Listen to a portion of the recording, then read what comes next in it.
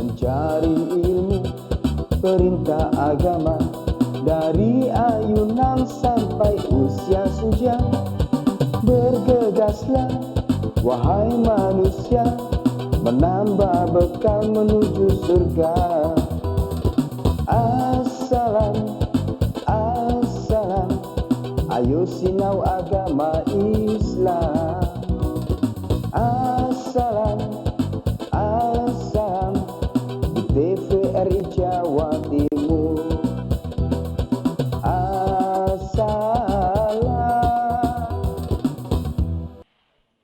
Assalamualaikum warahmatullahi wabarakatuh.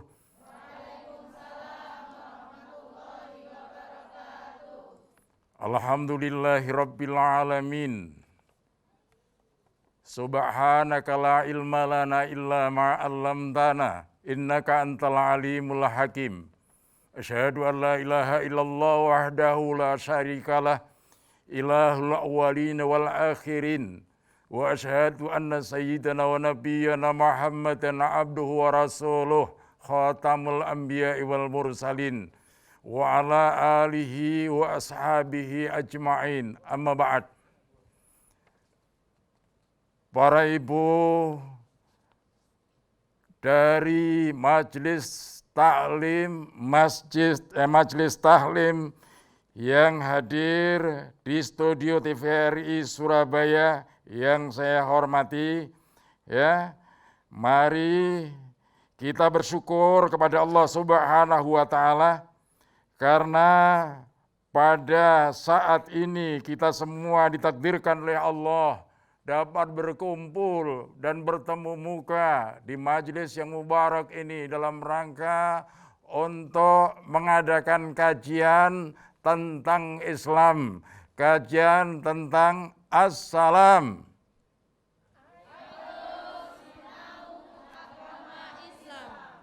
Baik, ibu-ibu sekalian yang terhormat, sebelum saya lanjutkan kepada penjelasan tentang materi, ada hal yang biasa kita lakukan, yaitu memperkenalkan diri.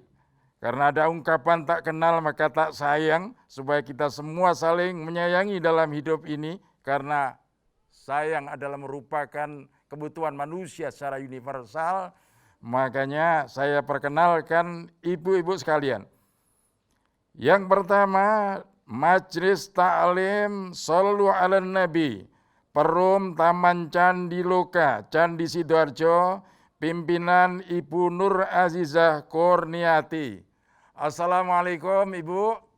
Waalaikumsalam warahmatullahi wabarakatuh. Alhamdulillah. Yang kedua, dari Majelis Taklim Al-Ikhlas, Jalan Taman Candi Loka, Candi Sidoarjo, pimpinan Ibu Hajah Suud Basalama. Assalamualaikum Ibu.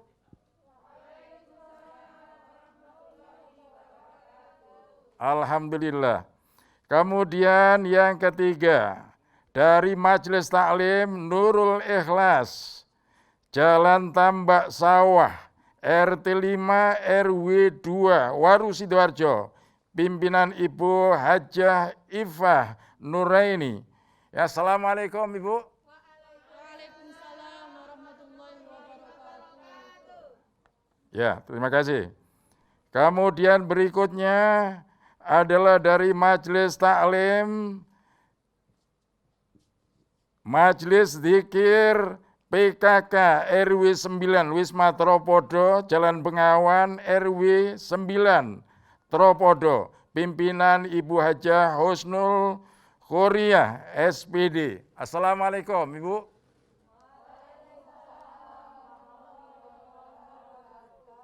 Kemudian yang terakhir, karena ini yang paling jauh, ini dari ibu-ibu Majelis Taklim Al-Husnah Mojosari, ya, Mojosari, pimpinan Ibu Hajah Asmah Jemaani. Assalamualaikum Ibu.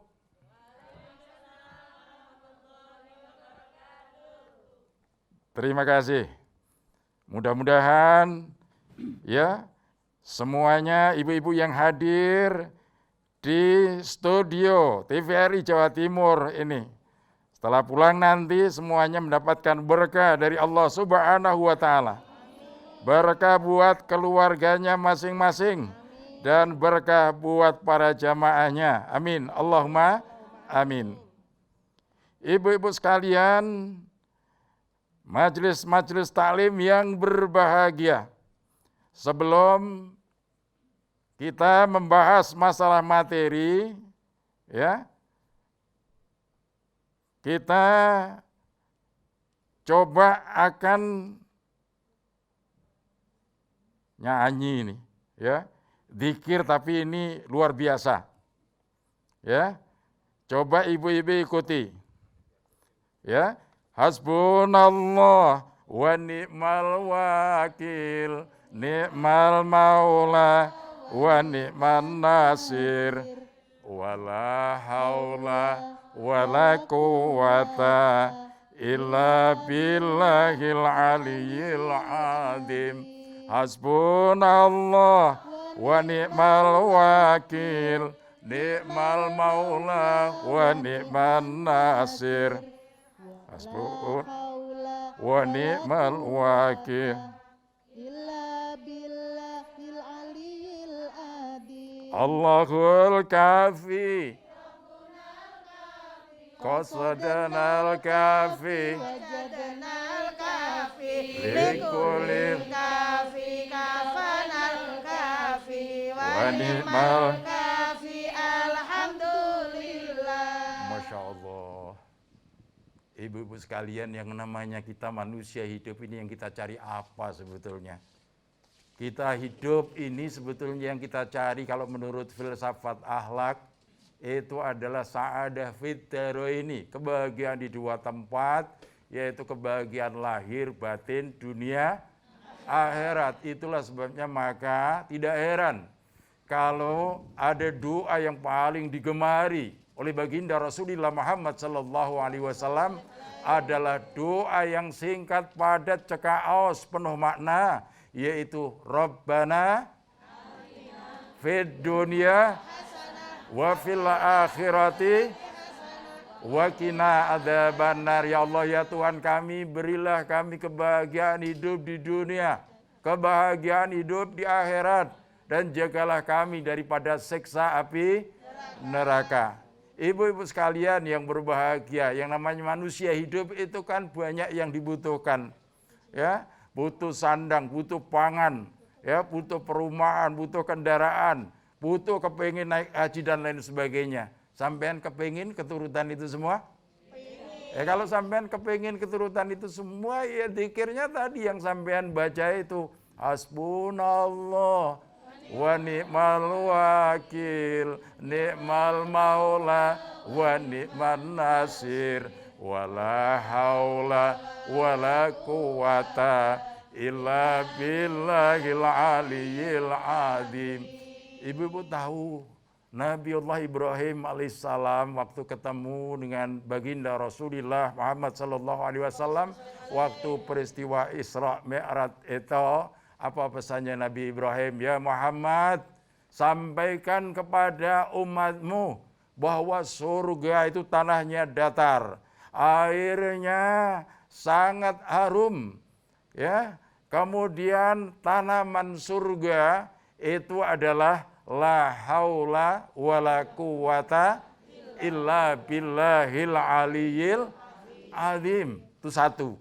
Kemudian yang kedua, masih ada hubungannya dengan hasbunallah wa ni'mal wakil tadi. Ketika Nabiullah Ibrahim pada saat dibakar oleh Raja Namrud dengan bala tentaranya pada saat itu yang ketika dilemparkan di bara api itu, yang dibaca Nabiullah Ibrahim adalah hasbunallah wa ni'mal wakil, hasbunallah wa ni'mal wakil, hasbunallah wa ni'mal wakil. Cukup bagi kami Allah sebagai penolong, karena Allah adalah sebaik-baik penolong dan pelindung. Akhirnya Nabi Ibrahim juga tidak terbakar sama sekali pada saat itu. Oleh karena itulah makanya zikir itu luar biasa, ya. Sekarang kita lanjutkan. pembahasan masalah tema. Temanya adalah tentang batas antara iman dan kufur. Ya, sampean sudah bisa menebak batas antara iman dan kufur itu apa, Bu? Ayo, batas antara iman dan kufur itu apa? Salat, ya. Tapi sebelum sampai ke sana, ibu-ibu perlu saya jelaskan, iman itu apa sebetulnya? Kufur itu juga apa? Ya, iman itu berasal dari kata dalam bahasa Arab, ya, dari fi'il madhi amana, yu'minu imanan. Jadi iman itu sebetulnya adalah masdar, jeren itu artinya adalah percaya. Ya. Sedangkan menurut terminologi dalam Islam, iman itu adalah tasdikun bil qalbi wa iqraru bil lisan wa amalu bil arkan. Iman itu adalah membenarkan dalam hati, mengucapkan dengan lisan, dan mengamalkan dengan perbuatan. Nah, ibu-ibu sekalian yang berbahagia, terus kalau dihubungkan dengan Islam, bagaimana Ustadz? Kalau dihubungkan dengan Islam, iman itu sebetulnya adalah merupakan bagaimana? Sikap mental daripada seorang muslim yang mempercayai adanya rukun iman yang 6 perkara. Ya, bagaimana itu? Itu biasanya kalau dibikin siaran itu mudah. Amantu billahi, ayo Bu, wa malaikatihi wa kutubihi wa rusulihi wal yaumil akhiri wa bil qadri khairihi wa sarrihi minallahi ta'ala. Itu dibikin lagu seperti itu untuk memudahkan supaya gampang untuk mengingat-ingat. Ya, supaya gampang untuk mengingat-ingat. Seperti kalau sampean hafalan lagu-lagu dangdut apa lagu pop itu loh. Kenapa kok cepat hafal? Ya karena dibikin lagu seperti itu. Jadi iman itu kalau dikaitkan dengan Islam adalah merupakan sikap seorang muslim yang mempercayai adanya rukun iman yang 6 perkara. Percaya kepada adanya Allah, percaya kepada adanya kitab-kitab, percaya adanya apa?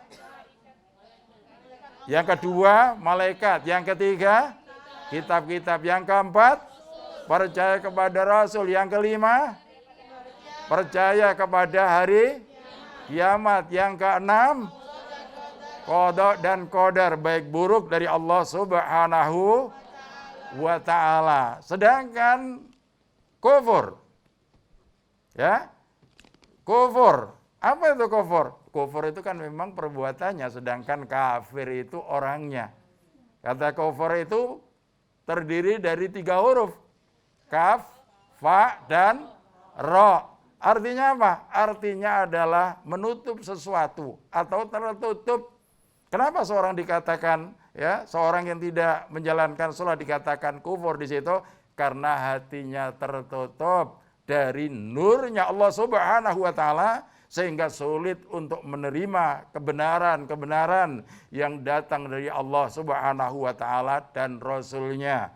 Ya, itulah makanya batas antara iman dan kufur adalah meninggalkan sholat.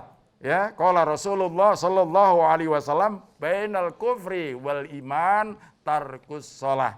Batas antara kufur dengan iman itu adalah meninggalkan sholat. Man tarakaha fahuwa kufrun, barang siapa meninggalkan sholat berarti kufurlah dia. Nah, tempatnya orang yang kufur, yang gak gelem, ya, menjalankan sholat, sengaja meninggalkan sholat, itu tempatnya di mana, Bu? Tempatnya di neraka apa?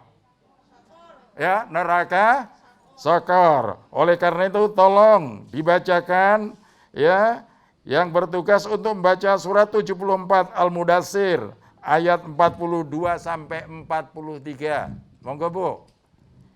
A'udzu billahi minasyaitonir rajim. Bismillahirrahmanirrahim.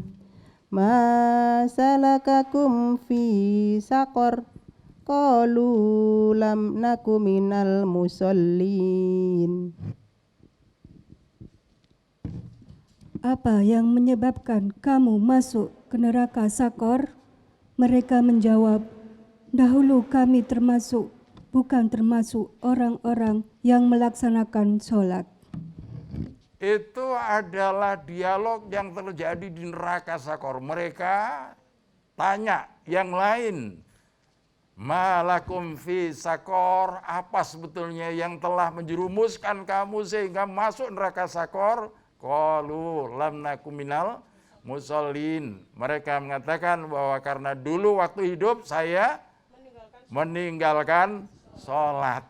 Oleh karena itulah makanya jangan main-main dengan persoalan sholat itu. Ya, kalau sampai siapapun, ya, kalau sudah gak sholat, ngaku Islam, ya, apa itu bapak sampean, apa ibu sampean, apa tonggoni sampean, apa anak sampean, gak gelem sholat, berarti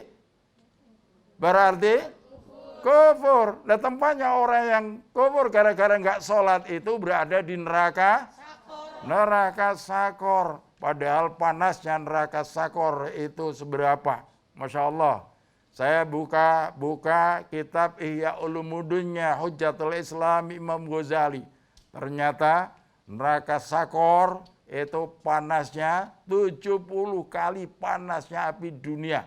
Kalau sampean ya misalnya masak, sampean kena panasnya LPG 70 kali panasnya itulah neraka Sakor. Neraka Sakor itu setiap orang yang masuk ke dalamnya nggak pernah ditolak, ya, dan nggak bisa kembali. Karena apa? Saking hebatnya, saking ngerinya neraka Sakor.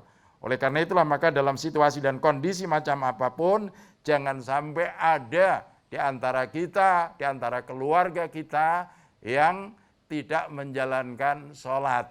Sebab apa? Orang itu kalau sudah nggak sholat, walaupun toh orang itu kaya raya, rumahnya megah, mobilnya mewah, duitnya banyak, ya, dia tidak sholat, sementara dia ngaku Islam, maka kebahagiaan yang diterima itu hanya semu belaka. Karena apa? Hatinya kosong dengan iman kepada Allah Subhanahu wa ta'ala. Sebab manusia itu kan makhluk dua dimensi, jasmani, rohani. Kebutuhan jasmani terpenuhi, tapi kebutuhan rohaninya kosong, jomplang. Ya, jomplang. Ya tidak akan mendapatkan kebahagiaan itu. Ya. Sekarang kita lanjutkan. Orang itu, ya, beriman dan orang kafir dalam kehidupan sehari-hari pasti beda. Ya, orang beriman itu karena apa? Orang beriman itu hatinya tenang, hatinya tentram dalam menghadapi, ya, kehidupan ini. Dia benar-benar menghadapinya dengan mantap, dengan penuh ketenangan. Karena apa? Dia punya backing, yaitu Allah Subhanahu wa ta'ala. Ya, beda dengan orang yang nggak punya iman. Backingnya siapa? Nggak ada, setan. Kalau sudah begitu dalam hidup ini, ya, dia rapuh, Bu. Dia rapuh. Ada sesuatu yang menimpa pada dirinya begitu aja, ketakutannya luar biasa karena dia tidak beriman. Nah, ibu-ibu dan bapak-bapak sekalian, kali bapak-bapaknya juga ada. Nanti kalau sampean menghadapi sakaratul maut, orang beriman dengan orang yang kufur itu ya beda. Ya. Gimana orang-orang yang kufur? Ya, itu kalau menghadapi sakaratul maut sampai dikatakan dalam Al-Qur'an lau tara id yatawaffal ladzina kafaru al malaikatu, ya. Yadribu, ya, al malaikatu. Di situ dikatakan ada walau taro id yatawaffal ladzina kafaru al malaikatu yadribuna wujuhahum wa adbarahum waduku adabal harik. Jika engkau tahu bagaimana, ya, iklan. Assalam.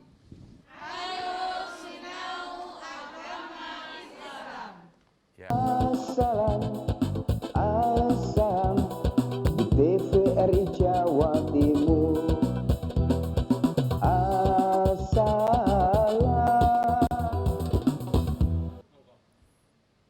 Baik. Jadi ibu-ibu sekalian,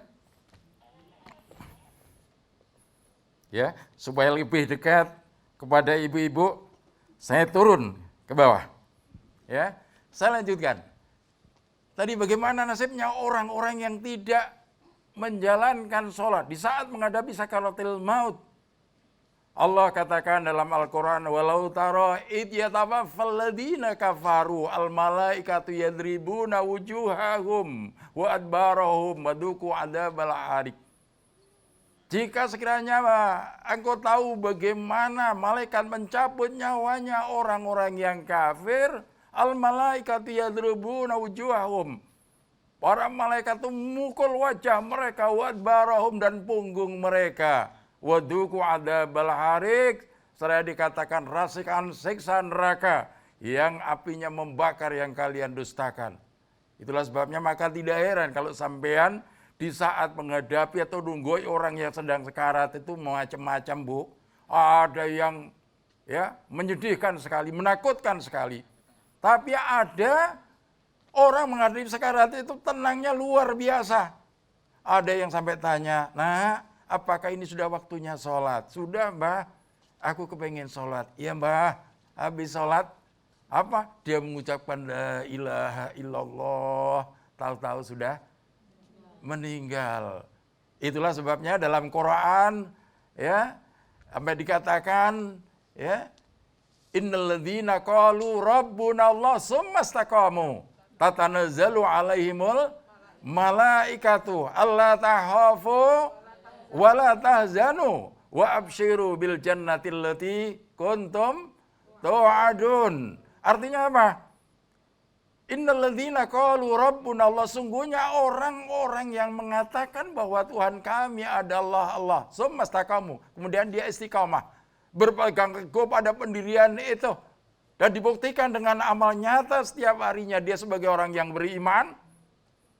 Di saat menghadapi sakaratil maut, tatanazzalu alaihimul malaikah, turunlah para malaikat dengan mengatakan apa? Allah takhafu, jangan kau takut, wala tahzanu, dan jangan kau bersedih hati, wa absyiru bil jannati allati kuntum tu'adun, dan terimalah berita gembira akan surga yang telah dijanjikan oleh Allah kepadamu.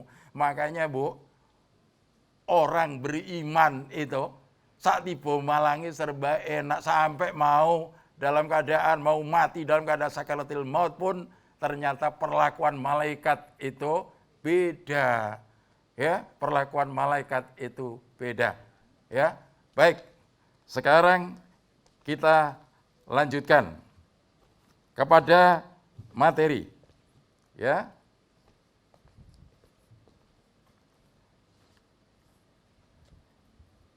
Ibu-ibu sekalian yang berbahagia, kembali pada persoalan bahwa batas antara iman dan kufur adalah meninggalkan sholat.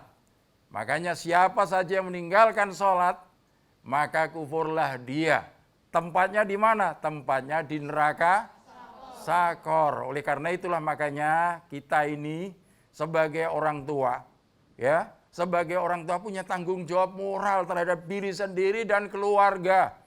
Apa tanggung jawab moralnya? Ya ayyuhalladzina amanu qu anfusakum wa ahlikum nar. Wahai orang-orang yang beriman, jagalah dirimu dan keluargamu daripada siksa api neraka. Caranya gimana? Jangan sampai ada dalam keluarga kita apakah itu orang tua, bapak ibunya, apakah itu anak-anaknya, atau suami, atau kita sendiri yang tidak mengerjakan sholat. Sampean kepingin gak masuk surga bareng-bareng sak keluarga?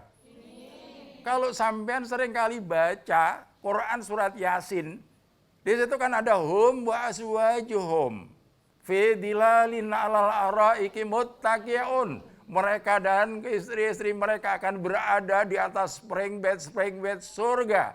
Lahum fiha faqiyatu wa lahum ma yad'un. Mereka akan mendapatkan segala macam buah-buahan yang enak-enak yang mereka inginkan. Mereka mendapatkan salamun qaulam mir rabbir rahim. Mereka mendapatkan ucapan selamat dari situ hanya yang Maha Rahman, Maha Rahim. Masya Allah. Karena apa? Kita berhasil membina sebuah keluarga yang bahagia, keluarga yang penuh dengan barokah dari Allah Subhanahu wa ta'ala. Semuanya taat dalam menjalankan ibadah. Ya Bu ya? Baik. Sekarang kita teruskan. Kalau tadi dikatakan bahwa sholat itu penting apa tidak? Sholat itu penting buat kita sebagai umat Islam. Karena apa? Dibandingkan dengan ibadah-ibadah madhah yang lain seperti puasa, zakat, haji, intinya ada di sholat itu. Bahkan dibandingkan dengan ibadah-ibadah yang lainnya pun, sholat tetap menjadi inti daripada semuanya. Itulah sebabnya maka kita harus memberikan perhatian yang ekstra, yang khusus terhadap persoalan sholat itu. Jangan hanya sekedar kita menjalankan. Betul ya Bu ya? Jangan hanya sekedar menjalankan. Sebab apa yang sering kali terjadi, sudah tahu bahwa sholat itu penting, tapi kita hanya menganggap itu sebagai kewajiban, sebagai rutinitas, begitu habis dijalankan selesai, nggak ada kesan dalam kehidupan sehari-hari. Ya, itu jangan sampai. Kita sebagai muslim mestinya setiap hari itu harus ada peningkatan kualitas kita tentang sholat 5 waktu yang diperintahkan oleh Allah Subhanahu wa ta'ala. Kita tahu hikmahnya, kita tahu urgensinya, kita tahu kehusuannya, supaya nilai sholat kita itu tinggi di hadapan Allah Subhanahu wa ta'ala. Sekarang kalau saya tanya, ya, urgensinya sholat, pentingnya sholat itu di mana sebetulnya? Ya, pentingnya sholat itu di mana? Yang pertama karena sholat itu adalah merupakan tiang daripada agama. Nabi mengatakan as-sholatu imaduddin. Man aqamaha faqad aqamaddin wa man tarakaha faqad hadamaddin. Salat itu adalah tiang agama. Barang siapa menegakkan salat berarti menegakkan agamanya, dan barang siapa meninggalkan salat berarti dia telah merobohkan agamanya. Itu berarti kan salat itu penting sekali, betul? Itu satu. Yang kedua, ayo, pentingnya sholat itu ada di mana? Sholat itu mencegah perbuatan keji dan mungkar. Ya, sholat itu mencegah perbuatan yang keji dan mungkar. Tolong ibu yang kebagian untuk membaca surah 2 Al-Baqarah ayat surat 29, Al-Ankabut ayat 45, Bu.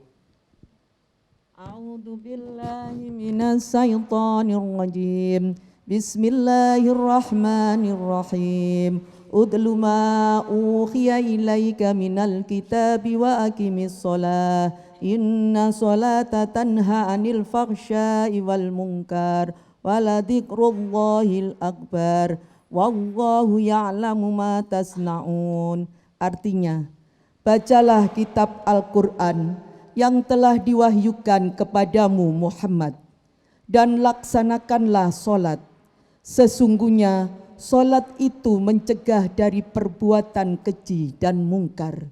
Dan ketahuilah, mengingat Allah, solat itu lebih besar keutamaannya dari ibadah yang lain. Allah mengetahui apa yang kamu kerjakan. Baik. Jadi wa aqimis sholata inna sholat tanha Ya, inna sholata tanha 'anil fahsya'i wal munkar, dan dirikanlah sholat, karena sungguhnya sholat itu kalau sampai kepada hikmahnya itu akan tanha 'anil fahsya'i wal munkar, akan dapat mencegah perbuatan keji dan perbuatan yang mungkar. Kenapa begitu?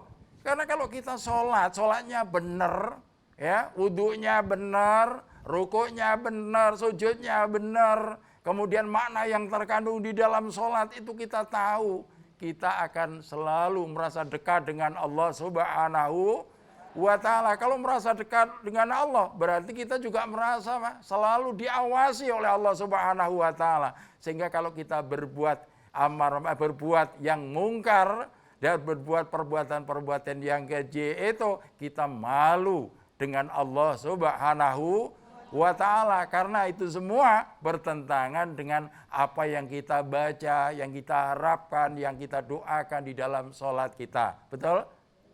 Alhamdulillah. Berikutnya, ya, coba pentingnya sholat, urgensinya sholat itu apa? Yang ketiga, ayo, urgensinya sholat yang ketiga itu apa itu? Sholat itu adalah amal yang pertama kali besok dihisab oleh Allah Subhanahu wa ta'ala. Sampai Nabi mengatakan bahwa awwalu ma yuhasabu bil 'abdu yaumal qiyamah as-shalah. Amal yang pertama kali besok dihisab, dihitung, diperhitungkan di hari kiamat itu adalah salat. Ya, fa in saluhat saluha sairu amali wa in fasadat fasada sairu amali. Kalau sholatnya bagus, insya Allah, ya, seluruh amal perbuatannya itu ikut bagus. Tapi kalau sholatnya itu rusak, maka seluruh amalnya juga ikut rusak. Padahal kalau sampean tahu yang namanya sholat itu, ya, kalau sampean sholat itu wudunya sempurna, kemudian sampean tahu makna yang terkandung dalam sholat itu sendiri, ya, kekhusyuannya juga ada di situ. Akhirnya sholat sampean itu dinaikkan kehadirat Allah itu dalam keadaan putih yang cemerlang. Apa doanya sholat terhadap kita? Ya Allah, jagalah dia, ya, dalam hidup ini sebagaimana dia menjaga diriku, ya Allah. Itu doanya sholat, ya. Tapi sebaliknya, kalau sholatnya rusak begitu, pahala sholatnya diangkat ke atas, itu bukan putih cemerlang, tapi menjadi hitam yang pekat sekali. Ya, nanti kalau bisa sampai kepada tempat yang telah ditentukan, akhirnya apa? Sholatnya itu dilipat seperti gombal yang kumel itu, kemudian dilemparkan kepada yang bersangkutan. Doanya apa? Ya Allah, sia-siakanlah dia sebagaimana dia menyia-nyiakan aku dalam kehidupan ini. Masya Allah. Oleh karena itulah makanya kita harus berusaha semaksimal mungkin setiap hari itu kualitas sholat kita itu lebih baik, lebih baik, lebih baik. Betul apa tidak? Itu kayak begitu. Ibu sekalian yang berbahagia. Tapi kekhusyuan dalam sholat, ya, itu kan perlu kita pikirkan, kita terapkan dalam hidup ini. Sampean tahu khusyuk itu apa sih sebetulnya? Ayo, khusyuk itu apa? Khusyuk itu apa? Hadirnya hati dalam setiap ucapan maupun perbuatan yang kita lakukan dalam sholat itu. Hati ini ikut hadir mulai takbir sampai salam itu ikut hadir. Jadi tidak hanya mulut aja yang mengucapkan itu, tapi hatinya tidak hadir. Satu contoh misalnya, ya. Satu contoh. Misalnya apa? Sampean ketika baca Al-Fatihah, ya. Sering kan kadang-kadang sampean baca Fatihah kesusu-susu itu. Iya apa tidak?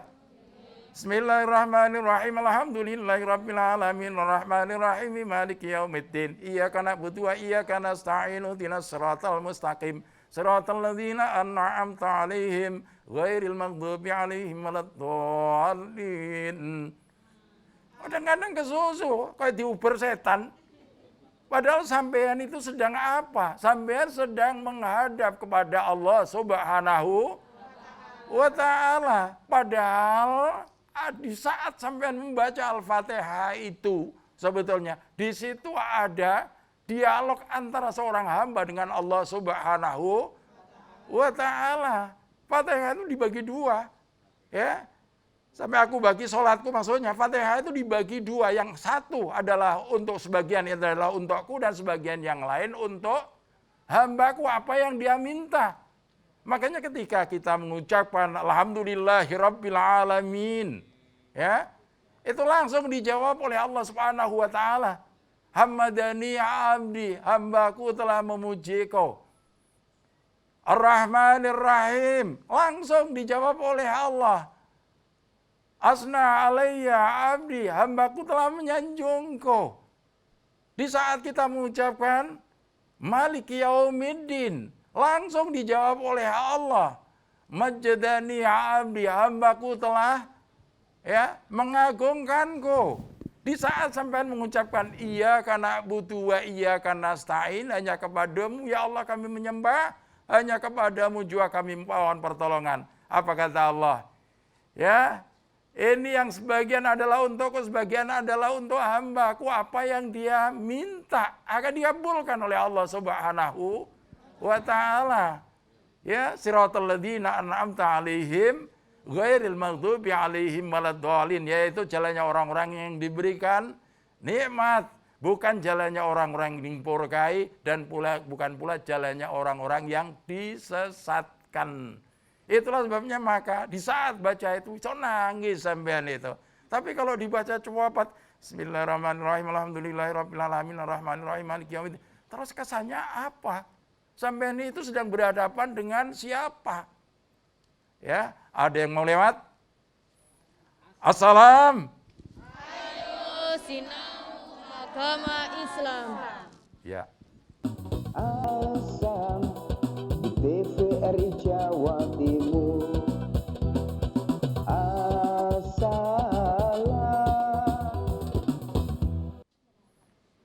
Baik, coba kita lanjutkan sedikit tuh ya. Coba dikala sampean rukuk. Apa pesannya Nabi? Di saat rukuk, agungkan nama Tuhanmu. Dengan ucapan apa? Subhana rabbiyal azim wa bihamdih. Subhana rabbiyal azim wa bihamdih. Subhana rabbiyal azim wa bihamdih. Maksudnya Allah yang maha agung, segala puji baginya. Agungkan nama Allah Subhanahu wa ta'ala. Tapi dikala sujud, ya, sungguh-sungguhlah engkau dalam sujud, karena saat yang paling dekat antara aku dengan hambaku itu adalah dikala sujud. Faksiru doa, maka perbanyaklah doa dikala sujud, karena doa dikala sujud itu sangat mustajabah. Tapi doa-doa yang bil maksur, doa-doa yang kalau kita telusuri itu sampai kepada baginda Rasulullah Muhammad sallallahu alaihi wasallam. Jangan doa ngarang dewe, ngarang dewe batal salat sampean. Ya. Tapi doa bil maksur, doa yang diajarkan baginda Rasulullah Muhammad sallallahu alaihi wasallam. Misalnya apa? Dikala sampean sujud habis baca subhana rabbiyal a'la wa bihamdi 3 kali, kemudian ditambah Allahumma inni dhalamtu nafsi dzulman katsira la yaghfiru dzunuba illa anta faghfir li maghfiratan min indika warhamni innaka ghafurur rahim. Itu doa yang diajarkan oleh baginda Rasulullah Muhammad sallallahu alaihi wasallam. Ya Allah, sungguh saya telah berbuat dosa dengan dosa yang sangat besar. Ampunilah dosa-dosa kami ya Allah, karena tidak ada yang dapat mengampuni dosa kecuali Engkau ya Allah. Itu akhirnya apa? Nangis sampean di saat sujud. Sampean baca doa Rabbana dzalamna, boleh apa tidak? Boleh. Itu doanya Nabiullah Adam alaihissalam ketika bertobat. Jadi sampean tambah baca Rabbana dzalamna anfusana wa illam taghfir lana wa tarhamna lanakunanna minal khasirin. Rabbana ya Rabbana dalamna anfusana wa la illam taghfir lana wa tarhamna lanakunanna minal khasirin. Boleh. Ya. Tapi kalau misalnya ada seorang gadis yang berdoa, ya Allah kalau memang dia itu cocok untukku, ya Allah dekatkanlah aku dengan dia, dekatkanlah dia dengan aku, ya Allah. Boleh apa tidak? Batal sholatnya, jangan begitu. Ya, Masya Allah. Demikian juga duduk di antara dua sujud, ketika sampai duduk dua sujud baca apa? Rabbi firli warhamni wajburni warzuqni wahdini wa'afini wa'fu'ani. Inilah sebetulnya yang dicari oleh manusia dalam hidup ini, kan apa yang ada di antara dua sujud itu. Rabbi firli, ya Allah ampunilah aku, warhamni, sayangilah aku ya Allah, wajburni, cukupilah aku ya Allah, warfa'ni, angkatlah derajatku, wahdini, berilah aku petunjuk ya Allah, wa'afini, berilah aku kesehatan, wa'fu'ani, maafkanlah aku ya Allah. Itu kan sebetulnya yang dicari manusia dalam hidup. Tapi coba kalau sampean baca Rabbi firli warhamni wajburni warfa'ni warzuqni, oh sampean gak dikaplok malaikat itu piro-piro sampean. Ya, cobalah di saat sampean sholat itu, sampean sadar, sampean sedang berhadapan dengan Allah. Kalau sampai nonton TV saja berjam-jam, bolak-balik ganti channel, bolak-balik ganti program, sampean kuat. Lalu sampean menghadap kepada Allah, 5 menit saja sampean nggak kuat. Ya, itu kan nemen itu sampean. Apa begitu layak dikatakan sebagai hamba yang terbaik? Nah, Bapak Ibu dan saudara-saudara sekalian yang berbahagia, ya.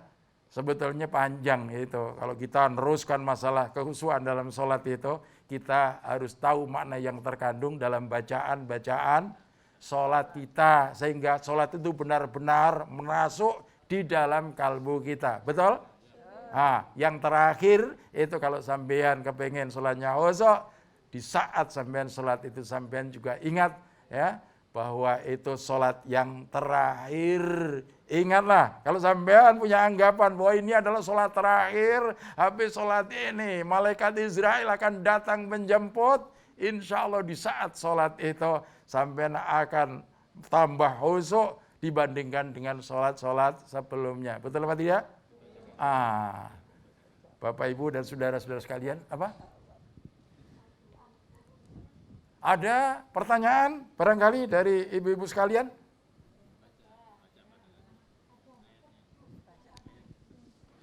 A'udzu billahi minasyaitonir rajim.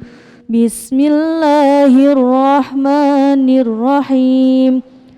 Wasta'inu bis-sabri was-shalah wa innaha lakabiratun illa 'alal khashi'in.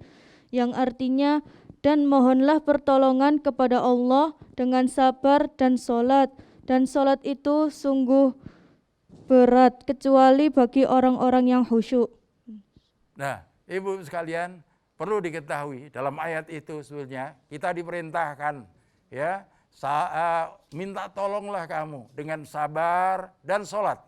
Sungguhnya yang demikian itu berat, kecuali orang-orang yang khusyuk. Makanya sholat itu bisa jadikan sebagai media untuk mohon pertolongan kepada Allah Subhanahu wa ta'ala. Ya, makanya kalau sampean butuh apa-apa, sholat butuh apa? Islam itu lengkap, Bu. Ya, di samping sholat 5 waktu, sampean bisa lihat itu sholat-sholat sunnahnya. Sampean kepingin rezekinya dilancarkan, duha. Sampean ya menghadapi sesuatu, misalnya 2 pilihan yang sama-sama berat, istikharah. Sampean kepingin diangkat derajatnya, nanti di hadapan Allah, tahajud. Sampean punya hajat yang kepingin segera dikabulkan, sholat hajat. Ya, sampean kepingin dosa-dosa sampean dihapus, yang dulu, yang kini, maupun yang akan datang. Sampean sholat tasbih, lengkap, apa yang enggak ada dalam Islam. Ya, tinggal kita saja mau belajar agama Islam apa tidak. Makanya kalau program ini dikasih judul Assalam, Itu supaya apa? Di situ, ayo sinau belajar, sinau agama Islam. Kenapa kita sebagai Muslim itu harus ya setua ini masih harus belajar, masih harus sinau agama Islam ya? Karena dalam Islam itu konsep ya long life education itu kan ada. Pendidikan sepanjang masa itu ada ya. Oleh karena itu terus sampai akhir ayat. Barangkali ada pertanyaan dari ibu-ibu sekalian. Monggo. Ya. Ya. Oke.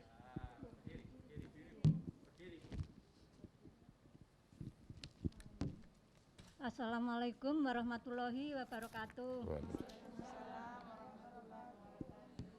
Ustadz, saya mau tanya, ada salah satu doa Rasulullah yang sampai sekarang belum dikabulkan oleh Allah Subhanahu wa Ta'ala.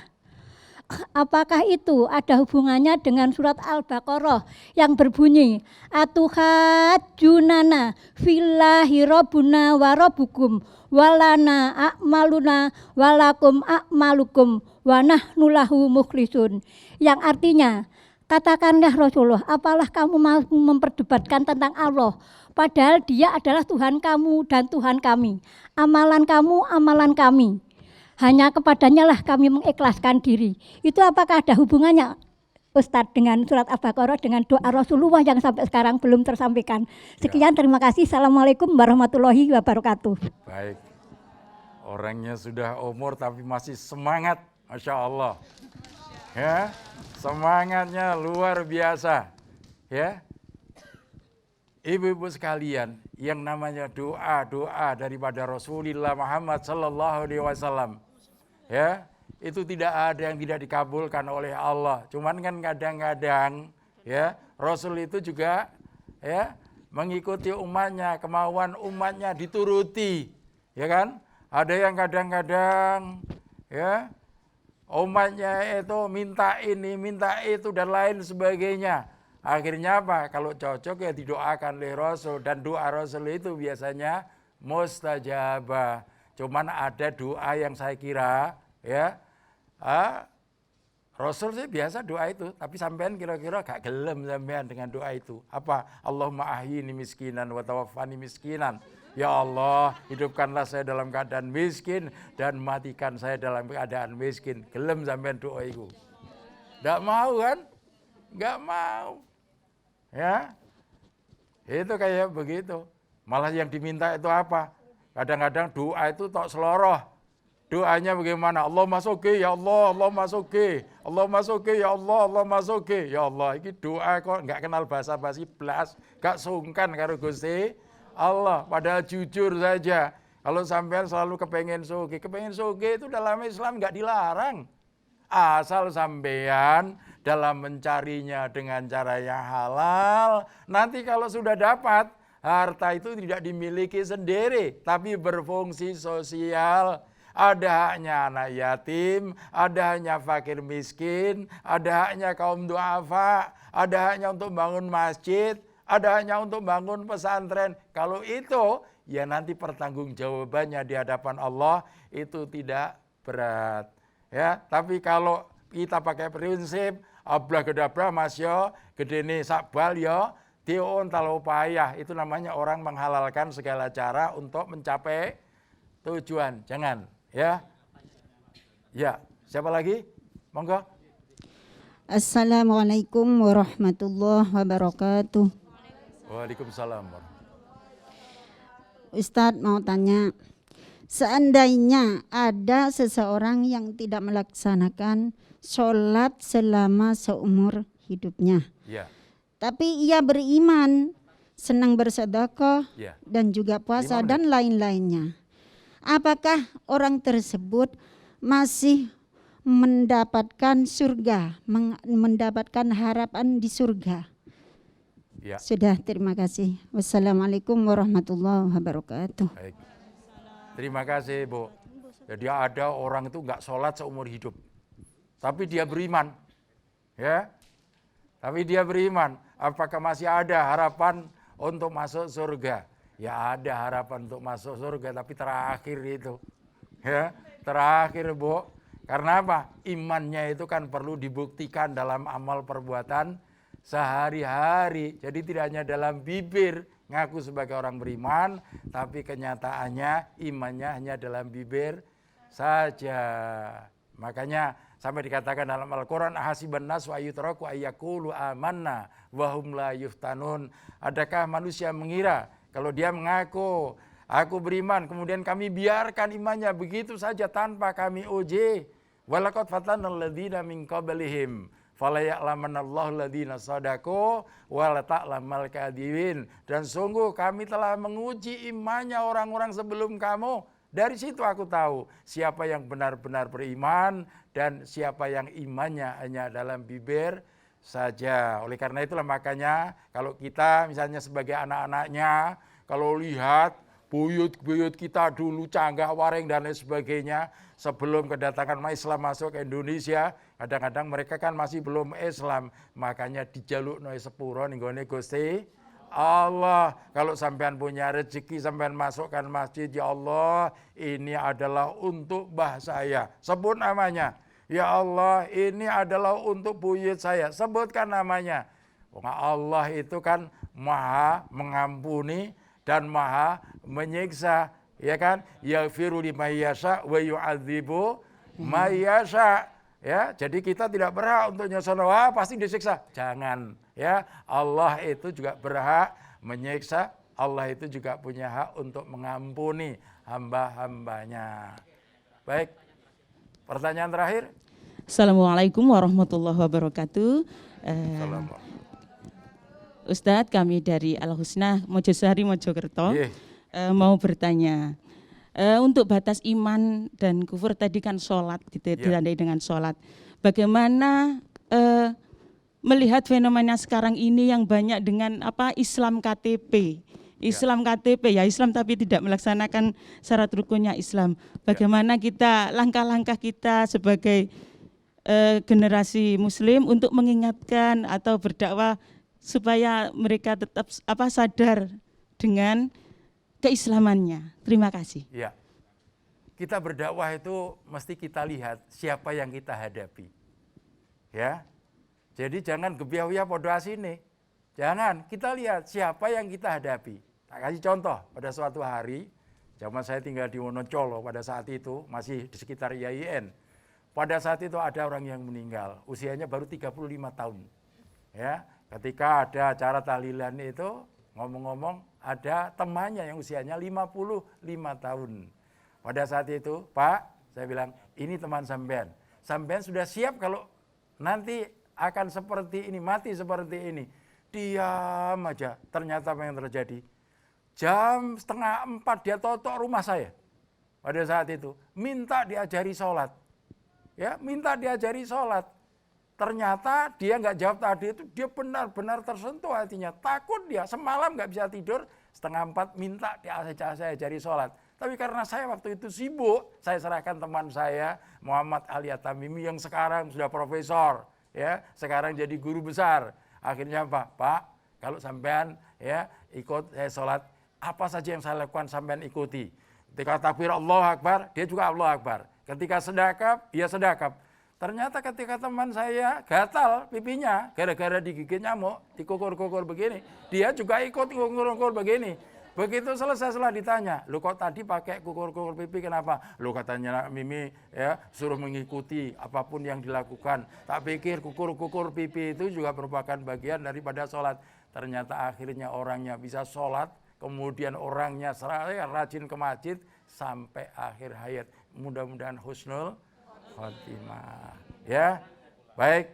Jadi ibu sekalian, dari apa yang saya sampaikan tadi saya simpulkan bahwa yang pertama, sholat itu adalah merupakan sesuatu yang sangat penting di dalam agama kita. Karena apa? Karena Islam itu ditegakkan ya dengan sholat itu. Ya, as-sholatu imaduddin, man aqama faqad aqamaddin wa man tarakaha faqad adamaddin. Makanya kita jangan main-main terhadap persoalan sholat. Sholat harus mendapatkan perhatian yang ekstra, yang khusus dari kita. Supaya apa? Setiap hari itu loh kualitas sholat kita itu punya nilai yang lebih, punya nilai yang bagus di hadapan Allah Subhanahu wa ta'ala. Cukup ya? Akhirnya marilah kita tutup dengan doa. Dengan harapan mudah-mudahan kita semua, keluarga kita, termasuk pemirsa yang ada, ya, pemirsa televisi Jawa Timur, ini mendapatkan berkah, ya, dapatkan bimbingan dari Allah Subhanahu wa ta'ala, supaya keluarganya semua itu rajin menjalankan salat. Bismillahirrahmanirrahim. Alhamdulillahirabbil alamin. Hamdan yuwaffi wa yukafi mazidah. Ya Rabbana lakal hamdu kama yanbaghi li jalali wajhil karim wa azimi sultanik. Allahumma shalli wa sallim ala sayyidina Muhammad wa ala ali sayyidina Muhammad walhamdulillahirabbil alamin. Allahumma a'inna ala dzikrika wa syukrika wa husni ibadatik. Allahumma salli wa sallim ala sayyidina Muhammad salatan tunjina biha min jami'il ahwali wal afat wa taqdi lana biha jami'al hajat wa tutahhirna biha min jami'is sayyi'at wa tarfa'una biha indaka ala darajat wa tuballighuna biha salawat min jami'il khairat fil hayat wa tal mamat naka ala kulli syai'in qadir. Allahumma barik lana fi asma'ina wa absarina wa qulubina wa azwajina wa dzurriyyatina wa tub alaina innaka antat tawwabur rahim. Rabbana atina fid dunya hasanah wa fil akhirati hasanah wa qina adzabannar. Walhamdulillahi rabbil alamin. Kurang lebihnya mohon maaf. Wallahu muwaffiq ila aqwamit thoriq. Assalamualaikum warahmatullahi wabarakatuh. Asal